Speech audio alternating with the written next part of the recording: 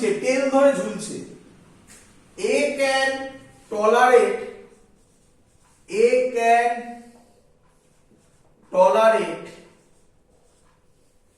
a tension of 30 Newton in its tail, তাহলে ওর লেজে বা টেলে 30 নিউটন ম্যাক্সিমাম ফোর্স সহ্য করতে পারে। What force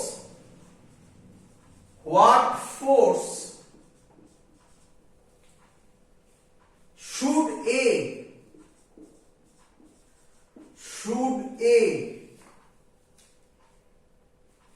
apply on the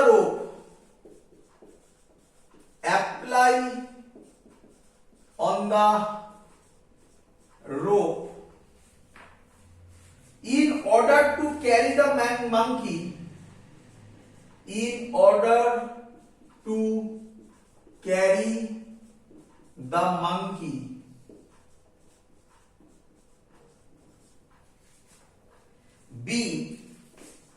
monkey B with it কোশ্চেনটা আগে বোঝো, তারপর আমরা সলিউশনে যাব। Question clear?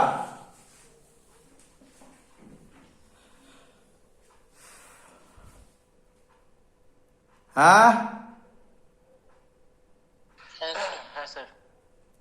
চল ভালো করে শুনবি। তুমি আমাকে বলো, এই যে আমি ছবিটা এঁকেছি, এই ছবিতে কে আরামসে আছে? যে লেজ ধরে আছে। একদম বি নাকি? হ্যাঁ বি তো বলছে যে বাবা এ তুই কি করবি বুঝে নে, আমি তোর লেজ ধরে থাকবো যতক্ষণ না তুই মানুষ হচ্ছিস। মানে লেজটা কেটে যাচ্ছে, লেজ কেটে গেলে মানুষ হয়ে যাবে নাকি? হ্যাঁ স্যার। তো এ আচ্ছা বি কি এর মাসকে ফিল করতে পারছে? না স্যার পারছি না একদম। কিন্তু এ বি এর মাসকে ফিল করতে পারছে। হ্যাঁ স্যার।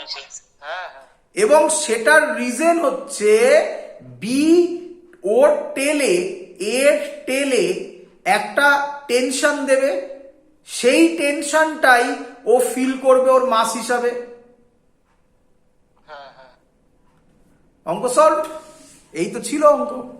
দেখো তো স্টুডেন্টরা যেটা পারে, আর এটা এইচসি ভার্বাতে যে অ্যানসারটা দেওয়া আছে তার মধ্যে একটু কনফিউজিং। তো প্রথমে স্টুডেন্টরা যেটা পারে, যেটা ম্যাক্সিমাম স্টুডেন্ট করে দিতে পারে, সেটা বলছে ধরো এ মানকি উপরে উঠছে কত অ্যাক্সিলারেশনে? এ অ্যাক্সিলারেশনে। তাহলে এক এক করে করি আমরা। প্রথমে বি মানকির বি মানকির ফ্রি বডি ডায়াগ্রাম।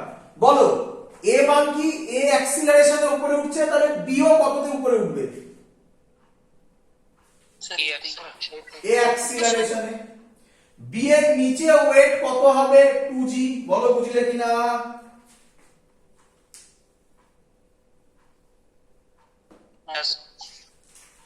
বি এর টেলে ধরে আছে, বি এর টেলে কোন দিকে ফোর্স দিচ্ছে? ডাউনওয়ার্ড। তাহলে এর টেল কি ছেড়ে দেবে? কোন দিকে ফোর্স দেবে এর টেল? তাহলে সেটা ধরলাম আমি T1। তাহলে উপরে T1 নিচে 2g, এ অ্যাক্সিলারেশনে উপরে উঠছে।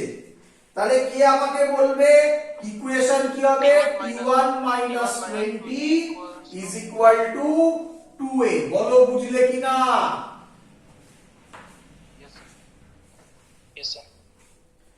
এবার প্রবলেম, কটা আননোন? হ্যাঁ T1 আর A দুটো আননোন, একটা ইকুয়েশন সলভ করা যাবে জীবনে?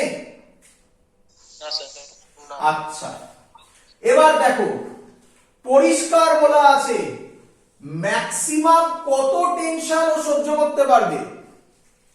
30 নিউটন। এর থেকে যদি বেশি টেনশন হয় ওর ওঠার গল্প হয়ে গেল। হ্যাঁ তাহলে আমি বসাতে পারি T1 এর জায়গায় 30, কারণ এর থেকে তো বেশি হবে না। হ্যাঁ স্যার বুঝতে পেরেছি 30 minus 20 is equal to 2a, তাহলে a বেরিয়ে গেল আমার 5 মিটার পার সেকেন্ড স্কয়ার। বলো ক্লিয়ার কিনা? হ্যাঁ স্যার। হ্যাঁ স্যার। হ্যাঁ স্যার ক্লিয়ার আচ্ছা, ভালো করে শুনবে। এবার এ মাঙ্কির ফ্রি বডি ডায়াগ্রাম করছি। এ মাঙ্কির নিচে তো কাজ করবে 5g, আবার এ মাঙ্কির লেজ ধরে বি মাঙ্কি ঝুলছে, তাহলে এ মাঙ্কির টেলে নিচে কাজ করবে T1। বলো বুঝলে কিনা? হ্যাঁ স্যার। এ ওপরে যাচ্ছে, কত ফোর্স অ্যাপ্লাই করলো? আমি ধরলাম F, তুমি T2 ও করতে পারো, কিছু যায় আসে না, আলটিমেটলি তো সবাই ফোর্স। আমি F ধরলাম। কত অ্যাক্সিলারেশনে উপরে উঠবে? A অ্যাক্সিলারেশনে। তাহলে ইকুয়েশন হবে কি? F minus 5g plus T1 is equal to 5a। F minus 5g মানে 50, T1 তো জানি কত, ম্যাক্সিমাম 30 নিউটন। 5 এর জায়গায় কত? 5 বসাবো, তাহলে F হবে 105 নিউটন। 5 নিউটন বলো সবার ক্লিয়ার কিনা?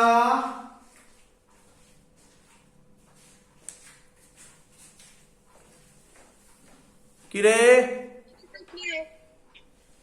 হ্যাঁ স্যার। আচ্ছা হ্যাঁ স্যার।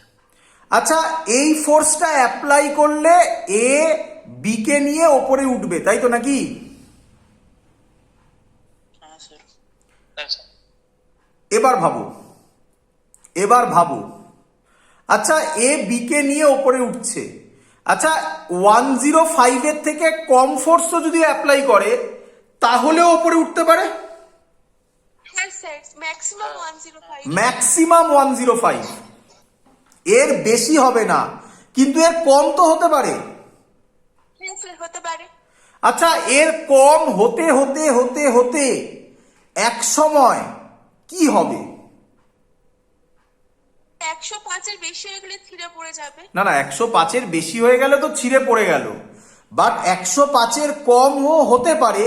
তো 105 এর কত কম হতে পারে? কম হতে হতে হতে এক সময় কি হয়ে যাবে? কেউ তুলতে পারবে না।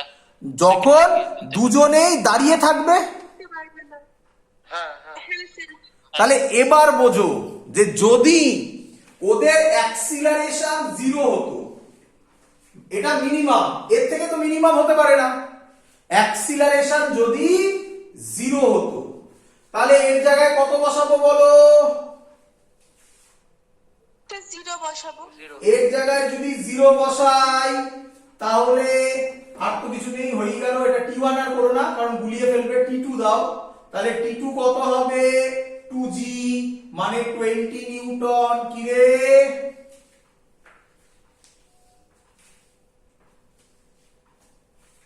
স্যার এটা কি মিনিমাম বার করছি? হ্যাঁ, মিনিমাম বার করছি, একদম মিনিমাম। মানে কত হবে? ও আর উপরে উঠবে না, হ্যাঁ স্যার। তার থেকে কমে গেলে তো নিচে পড়ে যাবে, সেটা তো হতে পারে না। হয় ওপরে উঠছে আর না হয় দাঁড়িয়ে আছে, এই দুটোর মধ্যে ফোর্স অ্যাপ্লাই করলে ও ওপরের দিকে উঠবে, হ্যাঁ কি নয়? হ্যাঁ স্যার। হ্যাঁ স্যার। তাহলে এ 0 ধরে নিয়ে করলাম এটা। তাহলে এখানে যদি এ 0 হয় এই হবে, এটার নাম T2 দিয়েছি, তাহলে এখানে এটা T2 করে দিলাম, এটা F2 করে দিলাম বা F ড্যাশ করে দিলাম। তাহলে ইকুয়েশন কি হবে? F dash minus 5g plus T2 is equal to 0। বলো বুঝলে কিনা?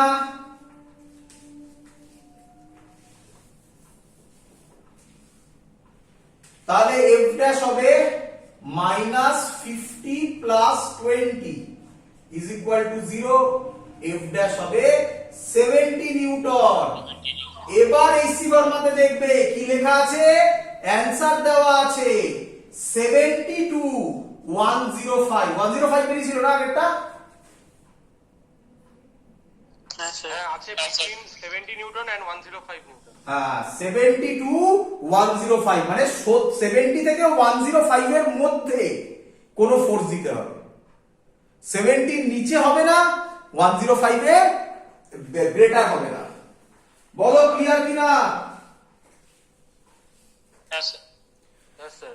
লাস্ট অঙ্ক আজকের খুব সুন্দর অঙ্ক, দেখো পারো কিনা। লাস্ট অঙ্ক আজকের খুব সুন্দর অঙ্ক, চলো।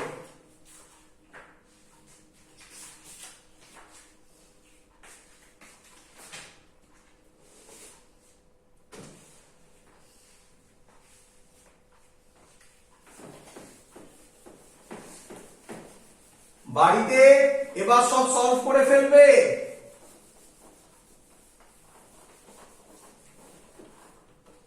এটা হচ্ছে এইচসি ভার্মা প্রবলেম নাম্বার 39। খুব সুন্দর অঙ্ক, খুব সুন্দর অঙ্ক।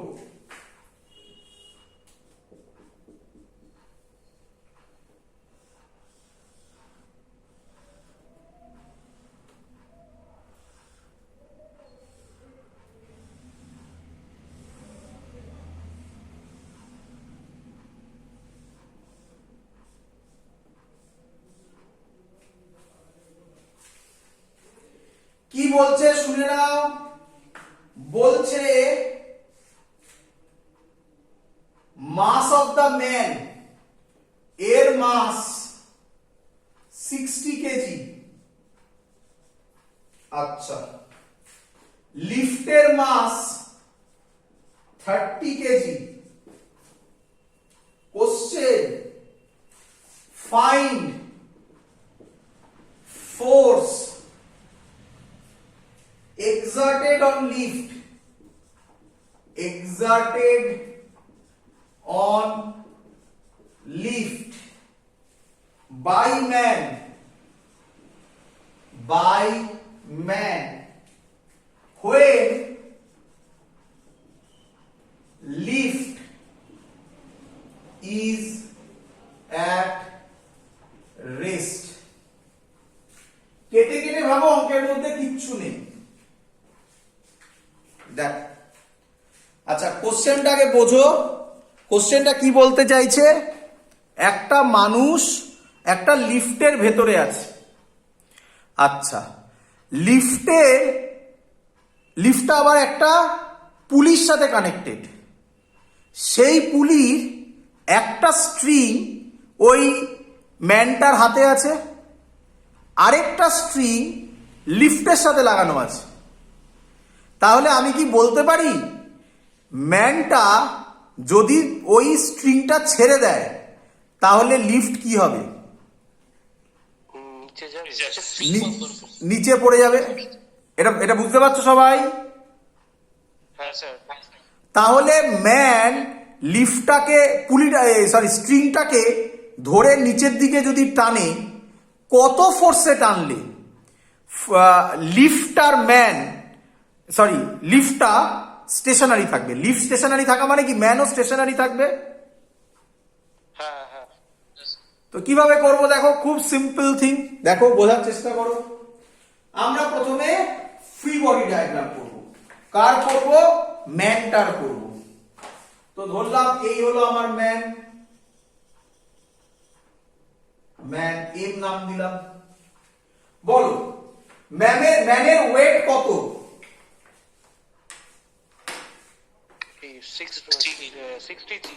60 জি। তাহলে নিচে কত কাজ করবে? 60 জি। বলো এত অবধি ক্লিয়ার কিনা? আচ্ছা, এবার বলো, আচ্ছা ম্যান যদি নিচে 60 জি দেয়, লিফট ওকে ছেড়ে দেবে? না। স্যার কি দেবে? সেম ফোর্সই দেবে। হ্যাঁ, আমরা দাঁড়িয়ে আছি, আমি দাঁড়িয়ে আছি, নিচে দিচ্ছি, সে 60 জি, তাহলে আমার ওপরে কত কাজ করবে? The normal reaction আরে নর্মাল রিঅ্যাকশন কি রে? হ্যাঁ স্যার, ক্লিয়ার? হ্যাঁ স্যার। আচ্ছা, ভালো করে শুনবি। ম্যান স্ট্রিংটাকে কোন দিকে টানবে? নিচের দিকে। নিচের দিকে, হ্যাঁ হ্যাঁ নিচের দিকে। তাহলে বল স্ট্রিং ম্যানকে কোন দিকে টানবে? ওপরে ওপরে। তাহলে উপরের দিকে টি হবে। এগুলো বোঝো, ফিল করো। আমরা কার ফ্রি বডি ডায়াগ্রাম করছি? ম্যানের। দ্যাট মিন্স ম্যানের ওপর কি কি ফোর্স? নিচে দিচ্ছে ম্যান 60g করে দিয়েছি। ম্যানের উপরে পড়ছে নরমাল রিঅ্যাকশন, যেটা লিফট দেবে, করে দিয়েছি। ম্যান টানছে টি টেনশনে, তাহলে স্ট্রিংও ম্যানকে টানবে টি টেনশনে। বল ক্লিয়ার কিনা? হ্যাঁ স্যার। হ্যাঁ স্যার। পুরো সিস্টেম কিসে থাকবে বলেছে? রেস্টে। তাহলে অ্যাক্সিলারেশন কত? 0। তাহলে ইকুয়েশন বল, উপরে কত কত আছে? n আছে আর t আছে, নিচে হবে 60g। বল বুঝলি কিনা সবাই? হ্যাঁ স্যার। এবার কার করব? এবার লিফটের করব। পয়েন্ট হিসাবে আছি লিফট। বল লিফটের নিচে মাস কত? 30g। 30g। Very good.